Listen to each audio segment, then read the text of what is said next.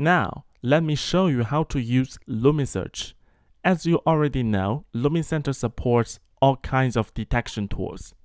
These detection tools will detect human and vehicles in the video feed and save these data in the database.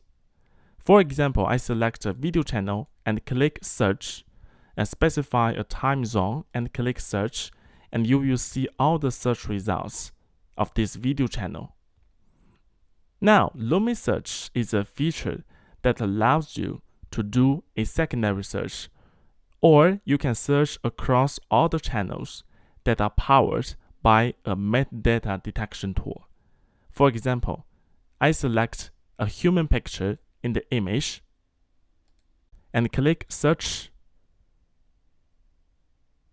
and I will see all the results that are detected by the detection tools. If I have other cameras that are powered by the same detection tool, and these detection tools are metadata powered, I can search across those channels. Click Search again,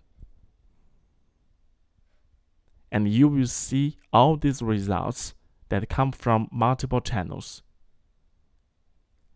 I can also adjust the similarity here so that I can get more precise results. Click Search. Now, this is basically how you use LumiSearch. There's one thing that's very important.